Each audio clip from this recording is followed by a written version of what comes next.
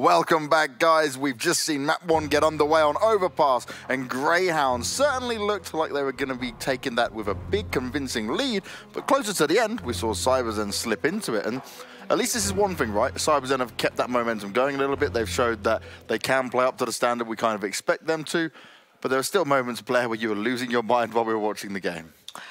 Yeah. It was frustrating, to say the least, right? But all right, let's wrap up that map with the fact that Grayhound seemed to slip a little bit at the end over there. They made a little too many mistakes. I expected them to close that map out a bit more convincingly. But I like one thing they did on the CT side. They gave CyberZen a taste of their own medicine pimp, where basically, if you look at the first half, where CyberZen, I think, took the lead 8-7. Grayhound had a pretty good start, to be very honest, but CyberZen winning rounds, but just pushing in consistently all over the map. 8Z pushing in Monster, getting a triple kill, for example. That should never be happening, but they did that. And Grayhound gave them a taste of their own medicine. There's so many rounds with Dick Stacy, for example, that one round pushing all the way from long, caught the 2 guys before they got the bomb down. We also saw Malta pushing in Monster. So I like the fact that Grayhound kind of took the fight to CyberZen. Although, to be honest, there are a few certain rounds here and there where I felt Grayhound could have tightened things up a little bit to have made this win a little bit more convincing. I definitely agree. I think Grayhound did a good job, sort of like deflecting from the CyberZen, so to speak. You know, not necessarily being too affected by the fact they're playing so aggressively and they're playing this unorthodox Counter-Strike style, where it's a little bit more loose, a little bit more free of the limits, so Asian, so to speak. Yeah. Yes, Asian, so to speak. I mean, they deflected well from that, and when they went to the CT side, as you said, they gave them a little bit of their own medicine, so to speak. They were pushing in, but it was organized pushes. Yes. Great flashes, you know, great teamwork. I think they played a great game here. In general, I was a little bit surprised by CyberZen, to be honest. I think they played way better now against Grayhound than they did in the first match. Yep. Stats reflect that as well. We have a situation where Grayhound is winning pretty convincingly, but there's only one player with a plus KD. The rest is in minus. So it tells a story that the game and the rounds were essential, very, very close. But in the end, Grayhound were better. Sorry, to deflect from the unorthodox Counter-Strike and just close it down and play the team version of the Counter-Strike that we like to see. I think it was a good performance by both teams, and with the rightful winner here in Grayhound. Now, one thing that certainly makes me a little bit more nervous is, right, I've watched a lot of Grayhound online. They were certainly looking like a dominant team from this region, but they're not playing up to that standard right now. And I think that's what scares me going into Inferno, which CyberZen have just showed us in the previous best of 3, they can be very dominant on. Yeah, I'm not going to... if I'm Grayhound right now, I'm going to be a little worried about it, because the wins they're getting here, even on the maps where they're supposed to win convincingly, is great. Even if they take this win against CyberZen, and I mean, and if Inferno... Let's assume they take this series 2-0, right? And Inferno's not going to be pretty, I guarantee that, because Vici can be quite dominant on that map. They can kind of run away with things. They're going to be facing off against MVP PK. That is not going to be a joke. They are a pretty damn tough opponent, especially from the Asian scene, right? So Grayhound, they're my pick to go through from the minors alongside Renegades. Let's be honest about this. I think many people are expecting it as well. And right now they're not playing at that level. And going to Inferno, this could be rough here, because Vici Gaming are very, very comfortable on this map. They can, and they have so many unpredictable plays they keep going for. Of course, they're hyper aggressive as well, as you saw in the previous game earlier today. That can be punished. There are flaws in their play style, but the Grayhound need to be very wary of this. I would disagree a little. I don't think necessarily Grayhound is playing bad right now. I think they're just, facing an opponent, as said, that plays a very different style of Counter-Strike than they did yesterday against Renegades. It's tough for a team like Grayhound, who's trying the absolute best to break through within the Australian scene, to break through within the international scene. All of their play and all the way they practice is sort of like preparing themselves for going against the European teams in the big tournaments. So when you're all of a sudden facing a Chinese team or an Asian team that is playing a little bit unorthodox in that regard, it's tough to do that adjustment, so to speak. Agreed. So I think they're doing well right now, considering the circumstances they're being put in. So if they can win this 1-2-0 and they can play, just a decent brand of Counter-Strike, it will be easier for them to face the likes of Renegades or MVP for that matter, who I think is playing a way more structured brand of Counter-Strike. Which is actually a very good point. I do agree with you. Like for a team like Renegades, if you're an EU team, for example, facing off against Asian teams, teams about CyberZen like Vici Gaming, some of the Thai teams, for example, they can throw the curveball, so to speak. You're not expecting anything coming out from them. They can make a non-close game seem close, by the rounds. Exactly. And if you look at MVP PK, like you mentioned, we were talking about MVP and even Gosu Gaming. They play solid Counter-Strike. They play decently solid, some tactics, good flashbacks and whatnot, but that is kind of predictable, right? That is something which you are used to playing against. So I do agree with that. I think I have a very good point there that Grayhound would probably be more comfortable against Renegades. We saw it was a very close series yesterday against the favorites, right? And against MVP might work out. They just need to survive the next map. And, well, if it comes down to it, the next 2 maps, right? So they just need to get past this level, and I think they can still get out of the minors. So are we still going for a Grayhound-sided thing over here, guys, or is it going to be a chance that CyberZen can creep back in this now? There's definitely a chance, and I think we saw CyberZen play Inferno already today, and there was quite a convincing win that said those. So did Grayhound, so they can probably pick up on some of the stuff they saw. The banana aggression was something we talked about. You know, they did that very well. Question is, can they do that against a team like Grayhound that has a lot more skill and a lot more, you know, depth, so to speak, to deal with stuff like that? I think it'll be tough for CyberZen, but I think it's going to be a close game. And as you said, you know, as long as they can survive this matchup and make sure they win and progress into the more stable Counter-Strike that they like to play against the likes of Renegades, against MVP, or maybe even Gusu for that matter, I think they'll thrive better. So yeah, Grayhound are still the favorites, but CyberZen can definitely do damage. Well, let's have the madness continue here. We'll be going on to Inferno. Can Grayhound close us out 2-0? Will CyberZen bounce back? It's over to the mad lads of Jason and Tom. Well, this is going to be an exciting match nonetheless. Either we'll have the conclusion of our initial rounds here of Group A and move pretty much further into the playoffs to kick off tomorrow. Already hit a third map over on Mirage. I actually don't know what to say about this because we did see CyberZen do well against Aquis, like they were saying on the desk. But this is a completely different opponent for CyberZen. This is not the same kind of caliber of team. I don't think the aggressive plays that Savage was doing against Aquis is going to work against Grayhound here on Inferno.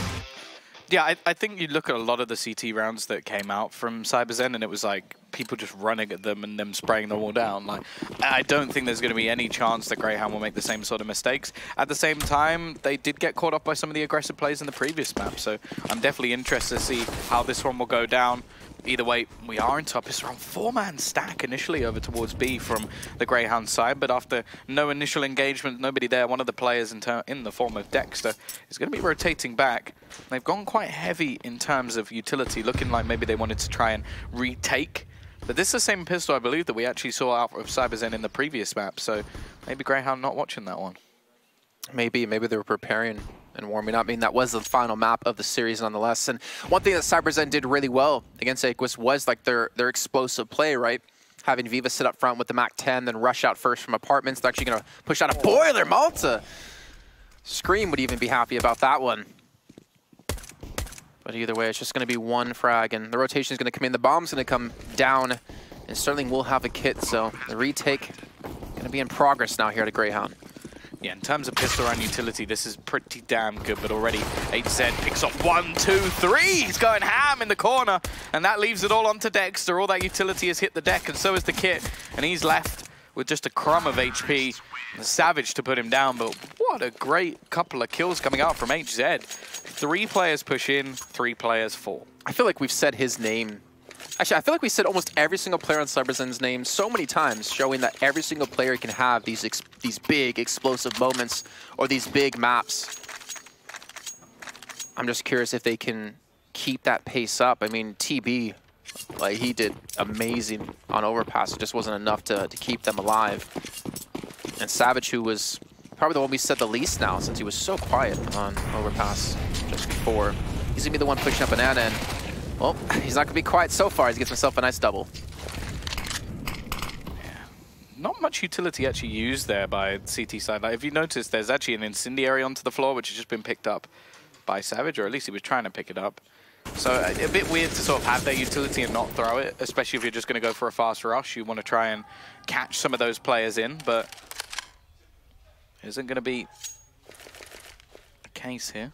It's going to be a much more patient style now from CyberZen. We saw this a lot when it came to this map. They were fairly happy to sort of sit on the initial kills, not overface, not over-aggress, and just basically wait to see if anybody else will do the same thing. The interesting thing, though, there are 3 players here. Now, this is where you should see the call from CyberZen. Look, we got the A site.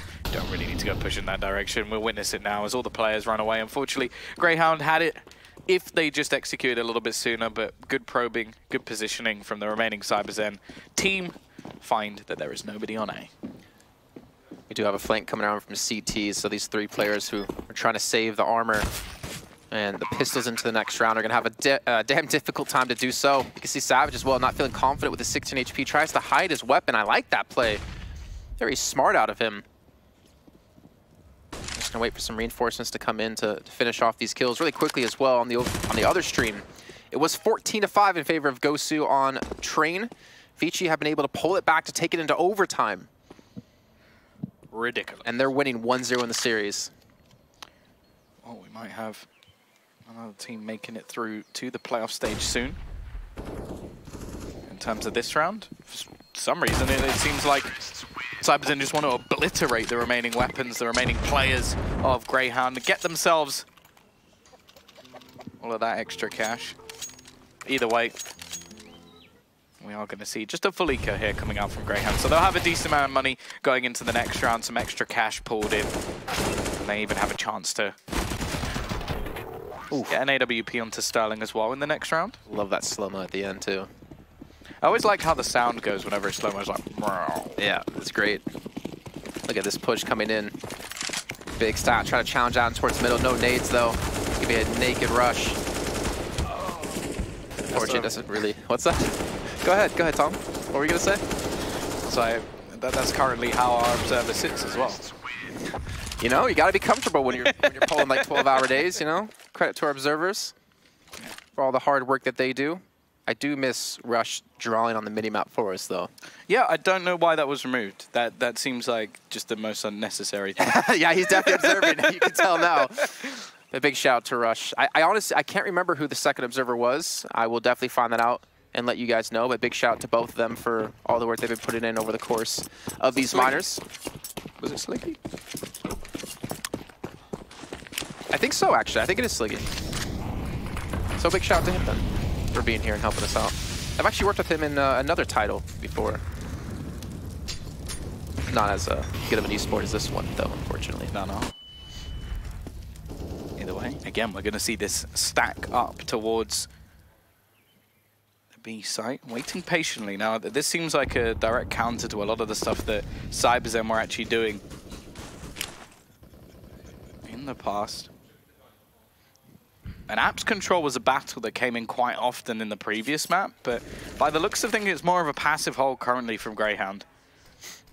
Sterling just going to be waiting with the AWP. Minute left on the clock. Molotov actually just going to completely force him off the angle. Good utility usage. A little bit comes back in return. Bottle a little bit wary of the man, damaging him through the smoke. Still, though, they're yet to dedicate themselves to either side. The initial stack over on B has been dismantled as one player will rotate back into support after the presence was shown. And by the looks of things, CyberZen are going to go back in towards Apps. Now, Viva with the MAC-10 makes me expect him at least to be trying to burst out of Apps once more. Yeah, we've seen this play before multiple times out of them.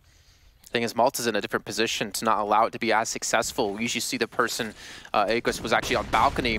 See also split off coming over towards Long at the same time. Malta takes down TB, gonna get the spray down onto HZ as well. The Molotov's not burning him away, but Bottle will be the one to finish him off, and so will Dexter as he gets dropped by Savage on the flank.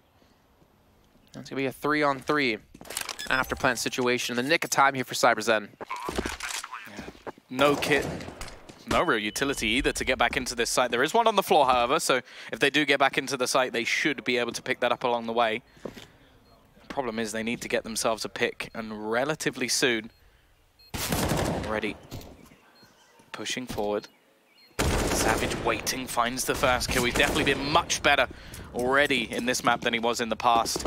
And yeah, this is going to be the 4th round on the board. And I think that was just a bit of a misread from Grayhound. Like, you noticed that there was only 2 players at all anywhere near that A site towards the end. As they sort of saw that Molotov bounce over, nothing came of it. So in your mind, you go, okay, it's probably a fake. Go back to B. They had a 3-man defense of the B site, and, well, it just became a little bit easier. Even with Molotov finding a double in the pit, it just didn't matter in the end. Because by that point, he was the only defender. So good work from CyberZen, at least with baiting out the rotations, and they do get their 4th on the board. A strong start for them once again. And the thing is, I mean, B site, if we compare the 2 sites, B is way harder to retake than A. So it's not like it's going to ever be necessarily a huge downside to have an extra player towards B, as long as you can get those kills. But Savage on the lurk, he was so important in their match versus Aquis on this map because of what he was able to do. I quoted him as, you know, being very reminiscent of GTR stuff, Get Right, back in like 2012, 2013, a little bit of 2014 days. And that style has changed here over in, I guess, the Western world, but it seems to be working out for CyberZen, and you can't knock it, because when you see results like that, there's no reason to not do it.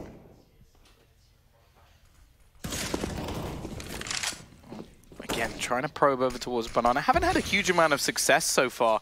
Much more sort of passive hold. Sterling probably a bit disappointed. Oh, they're going to run the bomb back. He had the chance to drop it, but it doesn't manage to connect the shot. Obviously, he's got one of the only saved weapons in. Dexter, oh, a bit of a spam, and HZ will finish him off. Still, though, it's more presence of the rifle on this side of the map that could make things a little bit more interesting. They're actually going to just completely gamble onto A. And again, it's looking like they might have the wrong read here as all the remaining players currently looking to push in onto the other side of the map. HZ's still lurking around. And in all honesty, if they can just get this kill and not lose more than 2 players, they can save 3 rifles into the next round. That is not a bad round at all for Grayhound. Obviously, that's a lot easier said than done, but there you go. That's the 1 kill they needed. Now they should just look to save. Like, retaking this B site, unless they get a very quick kill indeed, it's going to be very difficult. There's no utility anymore. There's no smokes to cover off CT spawn. The AWP out of Sterling actually could connect onto a shot if they give him an angle for it, but I think CyberZen are keeping their composure and not allowing him to have a single shot, like you said. Maybe if they get an early frag, there's a chance. Well, CyberZen says, no, we're not going to give you any sort of chance. And Grayhound will be able to save 3 into the next round, potentially. As Malta's on the flank, maybe he can get his own if he's looking over towards Banana. Viva's going to be there waiting for him, and there's no backup for Viva, so if Malta can somehow get this, this would actually be like a strong buy into the next round still. Obviously, the loss bonus is helping quite a bit on that, too. And I think Malta's not really going to accomplish much here. Yeah, they're just going to make sure they have all the extra money going into the next round. He keeps his Kevlar, so he can just buy it back up with a rifle and full nades. Plenty of money available, as you said, to Grayhound. This is where they take their first tactical pause. I think a great spot to take one. Stop the momentum for starters, get yourself a full buy, maybe talk a little bit about some of the plays you've seen being made, but other than that, this is just where we see the proper purchase in for this CT side. So I don't think they've got too much to worry about just yet. The problem is if this goes much further, if we start seeing 7, 8 rounds, or even just a break here, then you do start to worry a little bit for Grayhound, especially on their opponent's choice. Although this is one that we still expect them to win, being one of the sort of favored teams to actually go through the whole minor. It's one of those moments where you go, okay, but you can't let a team like CyberZen get rolling. You can't let a team like that get confident. And the fact is, at the moment, Savage is playing very well. Money on their side is excellent. 2 players with over $12,000 on the T side. That's like 2-3 buys minimum. But this is where, as I said, full buy, full utility. Bit of a mistake with some double nades thrown out, but ultimately, the T's are still not going to be challenging this portion of the map just yet. I wonder if that was a nade thrown in second. Somewhat of an execute happening over towards A. The bomb's actually nowhere near this, though, down over towards T stairs. I think they're going for a wraparound towards B. Thing is, yeah, Viva pushing up in that direction. And Viva's not going to win the trade. They have the clearance. The bomb is still down in T stairs. Thing is, the CTs don't even know about this. Grayhound has no clue about it. And it's forcing them to push out to get aggressive, to get some information. Who's going to be the man to go back for? It's got to be Savage, right? Oh, this could be a problem. It depends if he's heard. He's actually walking. Which, I guess he doesn't know if they found it. So it's almost a Blue's Clues once again, where everybody's just trying to work out what's going on. Savage has found himself a bomb. Is he going to check the close corner for her? Because he's probably a little bit more worried about Banana, but there we go. There's the easy frag. And that's an open sight of B. Fantastic work from Savage on the read. The question is, does he have the smoke for the cross? Yes, he does. That's a little bit of luck that goes a long way. Everything he needs to get into this site. He also has TB looking to come in on the flank. The question is, will his opponent get there just as fast? Dick Stacy, round the back lines, is looking to get in onto the site. You can see he's sort of waiting for his teammate, which I like the idea. But the fact is, it could just come down to timing, and who hits the shot is Savage once again. He's 8-0 at the moment. Jason, like, come on. Insane stuff, and I think he's making up for his little bit of a blunder on overpass. Sterling switching over to the AK. He's got low HP on TB. He has a kit, and he has a chance to stop the rot. We'll expect the TB to the right. He does, but he's just not able to hit the shot in time. And CyberZen 6-0 now. They are on a roll. Quick update again here on the other game. 18-17 in favor of Vici. They are 1 round away from getting through to play against Renegades tomorrow in the playoffs. And from what I'm seeing happen on HLTV and from the screams I heard just before, I believe Vici have been able to pick up the victory and get themselves through out of Group B.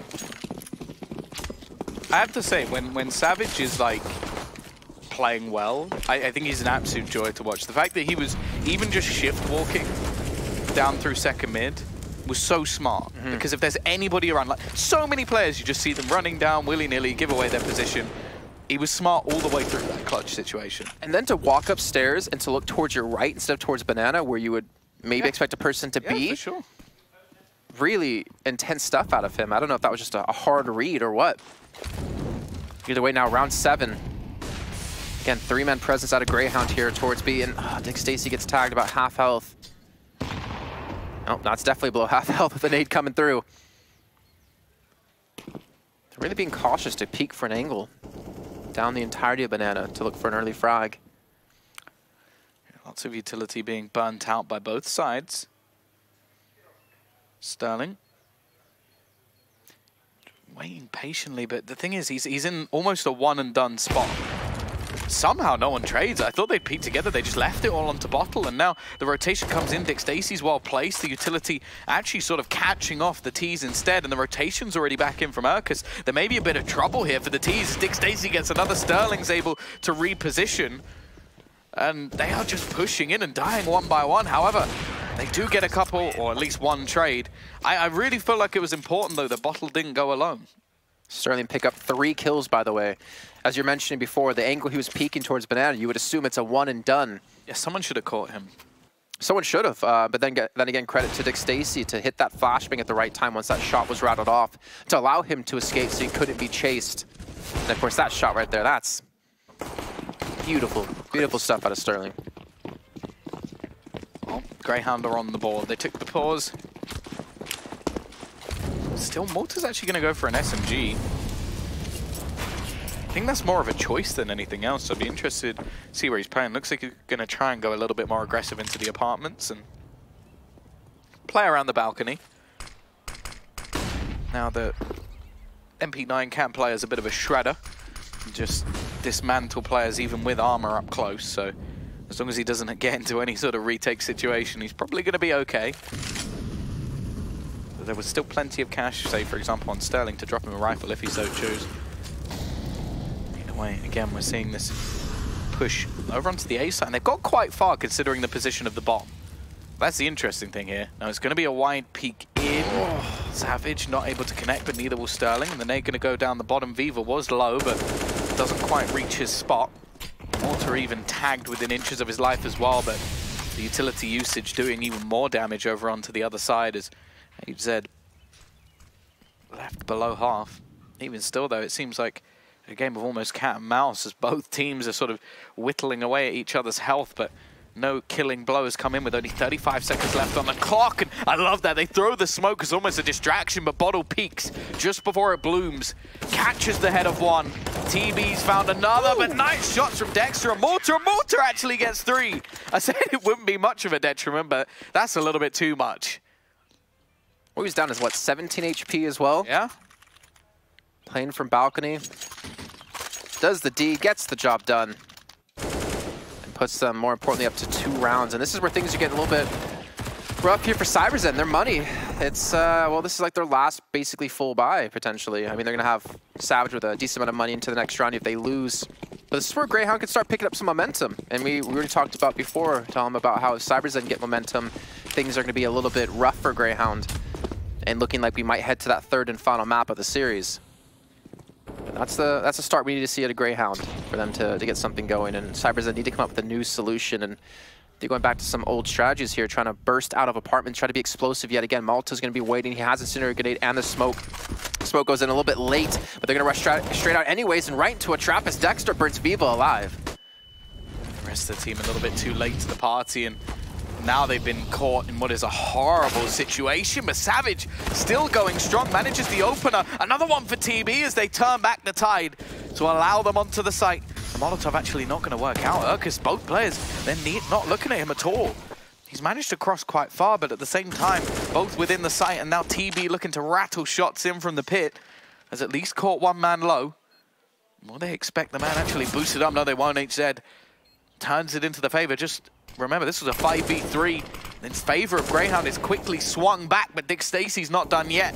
He catches off one, a second as well. Is left all on HZ, even dicks him up, and then has Sterling to finish the frag. It swings and roundabouts in this round as Grayhound turn it from what looked like a hard situation. Well, when things get hard, Dick steps up, able to take that round and help. I mean, that smoke alone in towards pit really allowed his teammate towards short to push in. They got a nice little crossfire into the site. So now 3 straight in CyberZen.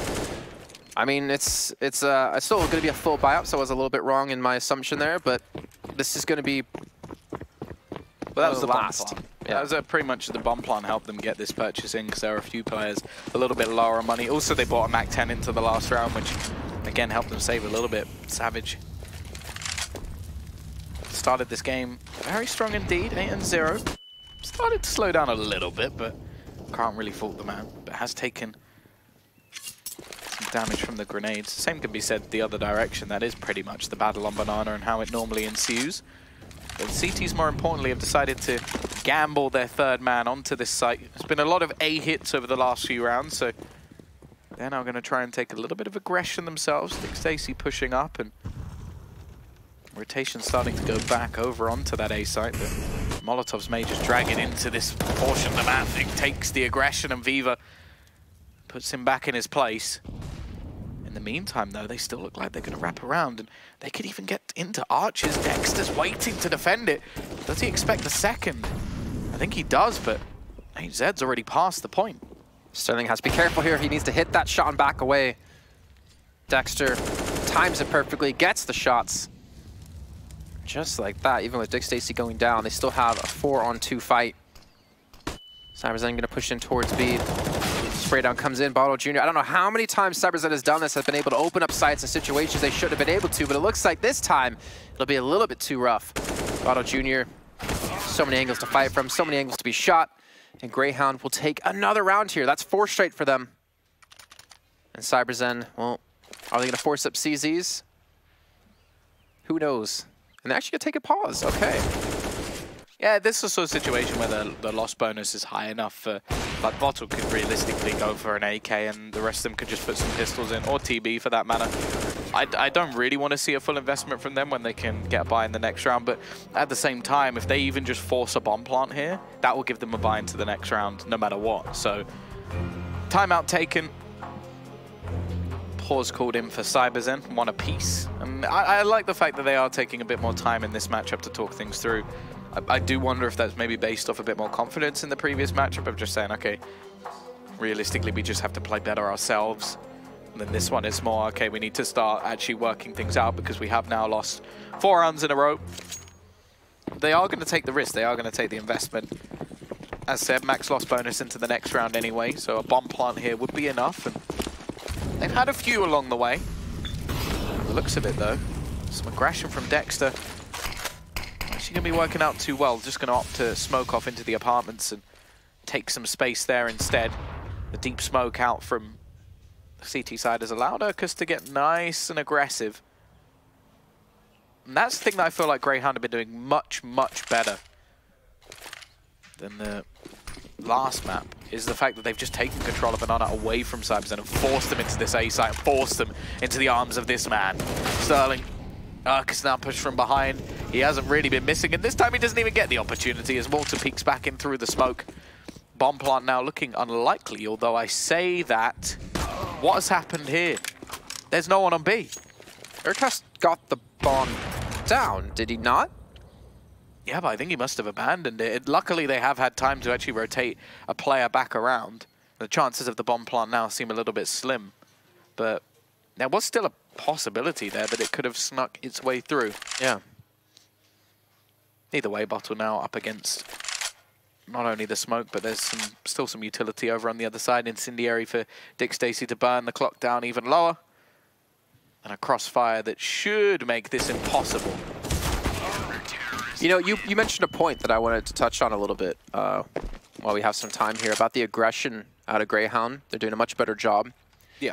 And I think even looking back at Overpass, the random aggression through Monster, that caught CyberZen off guard was nice. We're seeing some random aggression out of like Dick Stacy mid-round, pushing up Banana, teammate flashed in and he peeks and goes for the frag. He lost out in that trade there, but I like seeing the ingenuity and the change in style a little bit more out of the team to realize this random aggression can easily catch CyberZen off guard because you're playing a style of more passive play and something that kind of plays into their hand a little bit more.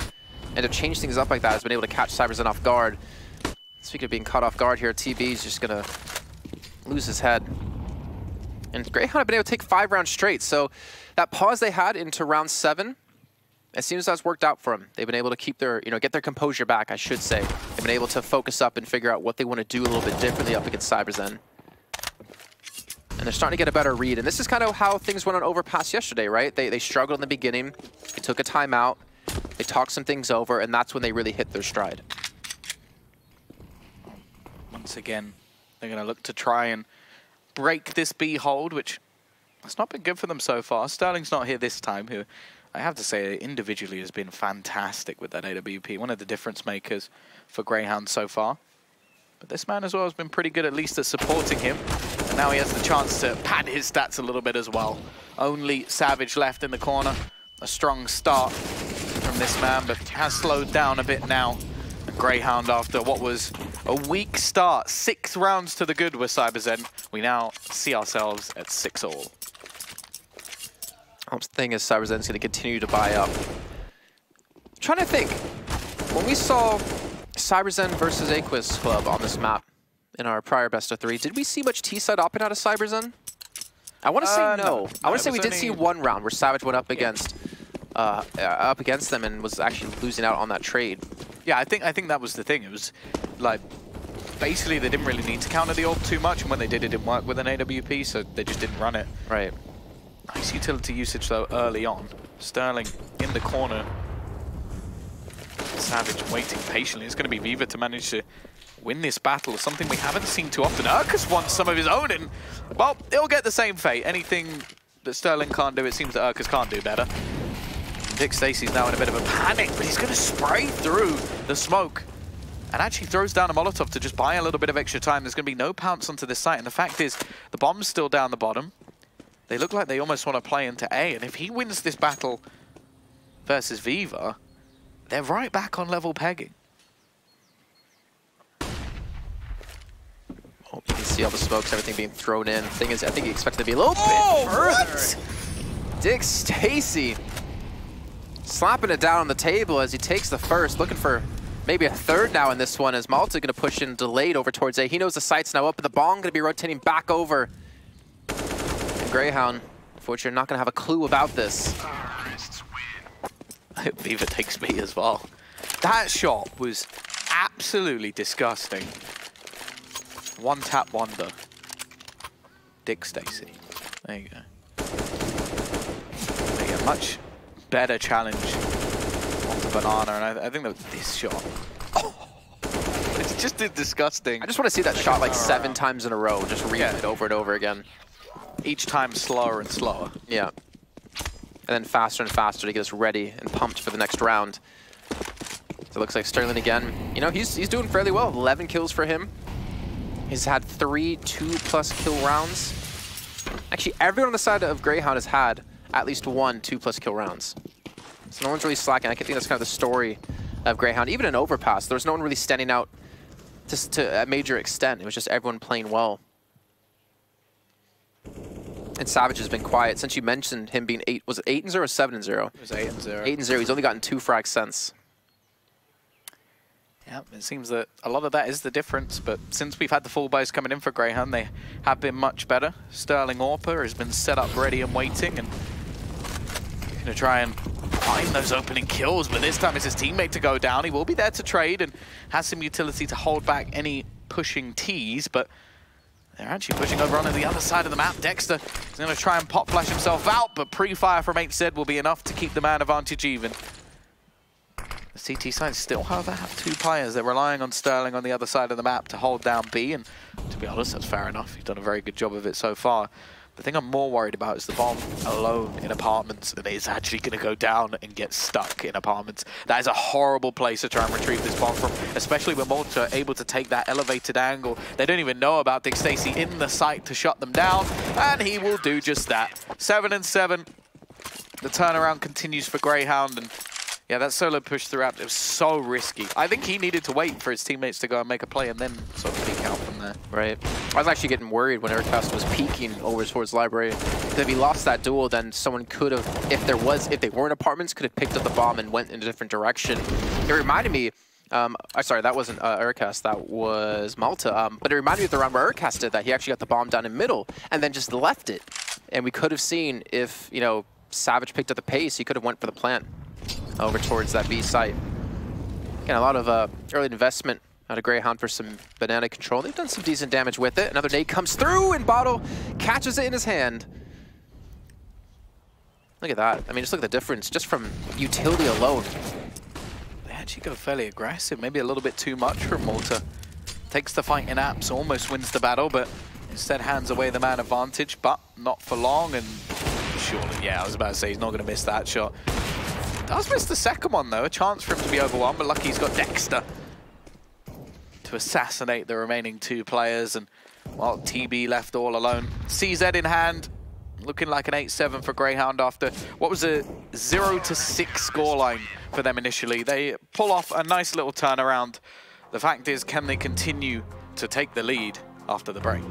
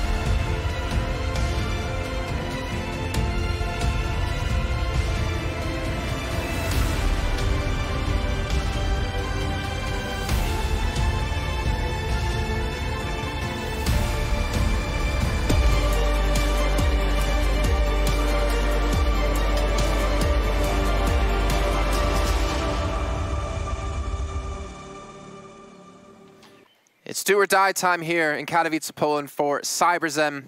They're down 1-0 in the series up against Grayhound Gaming, who have been able to snatch a lead, albeit just one round after being down 6 straight. And with Grayhound Gaming taking a victory here, they will set themselves into the playoffs to play against MVP in their initial match. But it's not over just yet, and CyberZen have been able to show us some crazy things. As HZ already able to take the first here from Pit. Gonna get Molotov off. He actually just jumped straight through it and gets a second. Unexpected. 3 versus 3 and Dexter. He set up a kill room and boiler. Ooh, maybe not. Oh, he gets the second player instead. TB manages to survive. That's gonna be him Viva trying to hold this one off. Dexter's just trying to play a little bit of hide and seek, but most games of that don't end with death, unlike his. Left all onto TV, trying to clutch this one out, and well, Urkust is there to finish both. Grayhound, they get themselves the pistol, and that strong start over on the T side, but I'm expecting to see a force buy-in from CyberZen in this round. I think that version of hide and seek is called the Hunger Games. Yeah. Depends who you are. I don't want to know what type of games you played when you were a kid. Well, all you need to know is I survived. Well, that doesn't mean the strongest did. I'm just very good at hiding. 9-7. And Grayhound get an important pistol round again. It's been a rocky series for them. And the thing is, the road obviously will not get easier as the days go on if they are able to pick up a victory here. MVP had a relatively easy 2-0 yesterday, defeating their fellow Korean team Gosu, who unfortunately has been knocked out on the other side of the group, because groups have two sides apparently. But again, Grayhound going back to what they did in Overpass, slowing things down, especially when they do pick up the pistol. No need to walk into a trap out of CyberZen, trying to bait out any utility they do have remaining. And speaking of utility, they have 4 smokes left. And I wonder if they're going to continue to smoke off towards this B site. There's only 50 seconds remaining. Oh, the flashbang actually has been able to pull Savage away. I think that was actually heard. And Dexter by himself has been able to fake a sort of push over towards the A side. Now the light has turned green. And Grayhound are on the push. Yeah, and again, is Urkust with a double to open up this round. Savage will be able to trade one back, but the rotation's still being held for the remainder of the players. Savage will have to do this all on his own. HZ seems a little bit far behind on this push-up banana. Obviously taking things nice and slow. Doesn't want to give away his position. But the clock is ticking. They don't have a kit.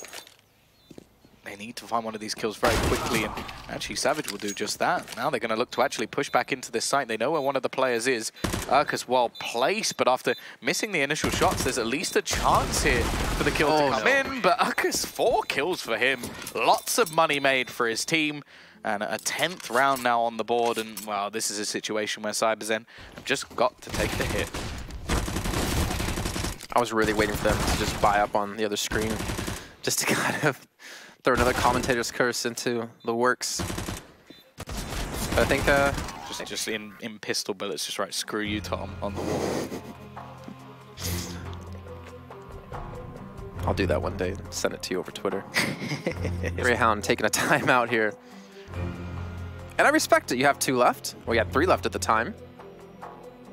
6 rounds away with a 3-round lead.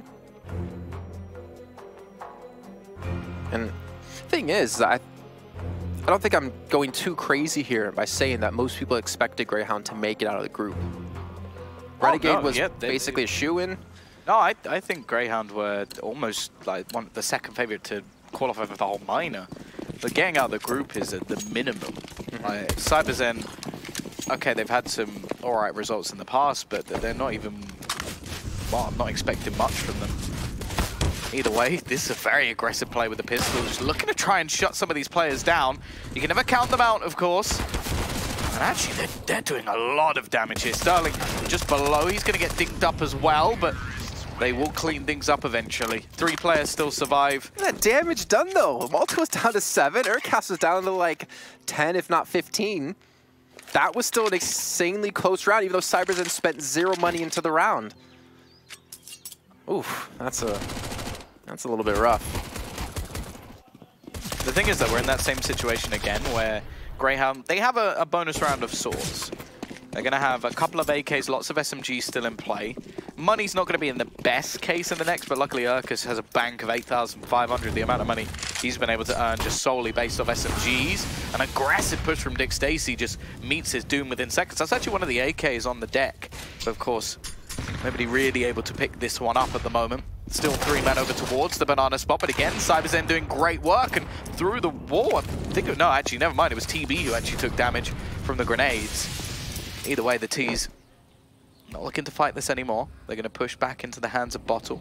Now bear in mind, there's still only 2 players towards this side of the map, so they need to do some damage. And okay, damage was done, but a kill not had. HZ now with everything left to do, otherwise this could swing into a 3v3. He drops the bomb, however, sprays wildly and can't connect onto the remaining couple. Even still, the man advantage sits. And Malta is the one with the bomb, and he's taking too long. There was a gap in that smoke, and Savage is able to exploit it. Dexter now left with everything left to do. He's got to be wary. The apartments are no longer his friend. They've been taken over.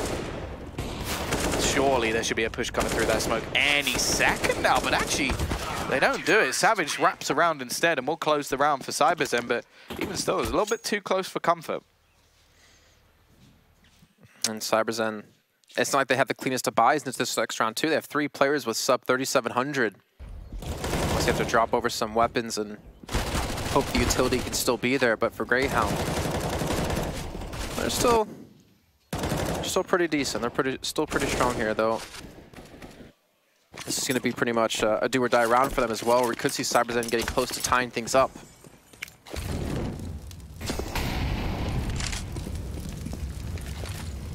Once again, though, they still have some troublesome bits to their economy. They've got much heavier on the utility.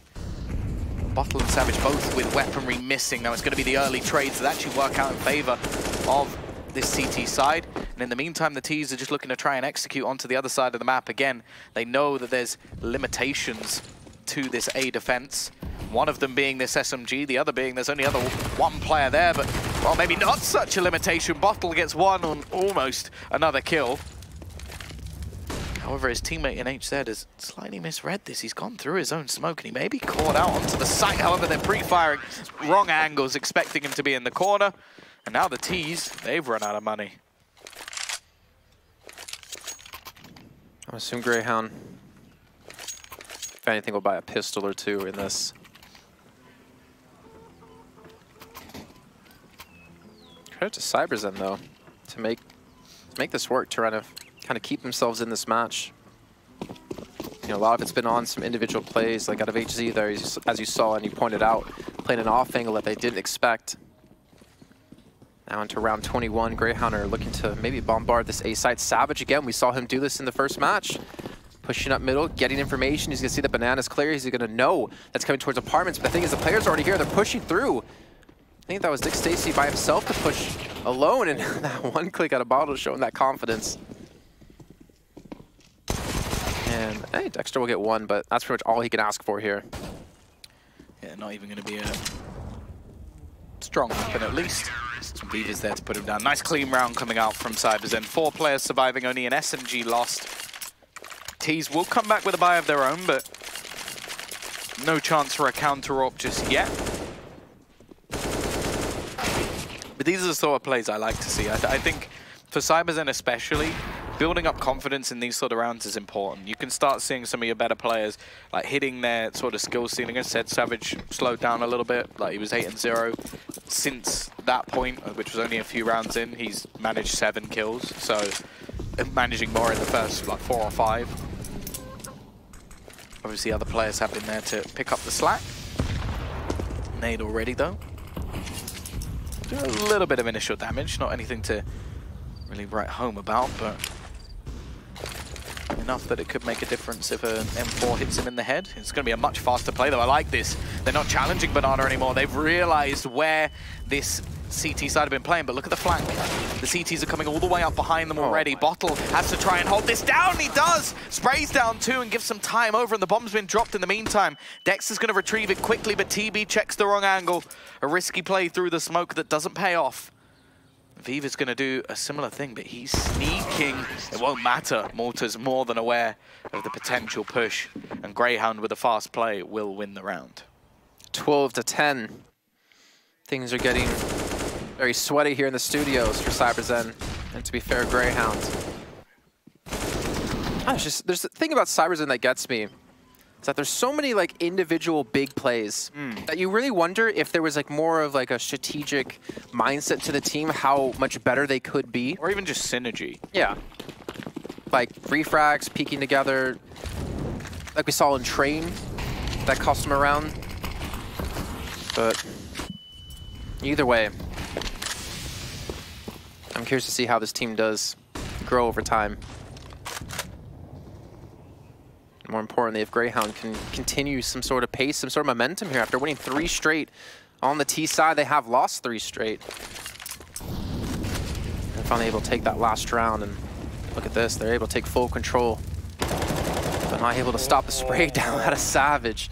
Again, these smokes are just punishing Grayhound over and over again with these little angles they have through them.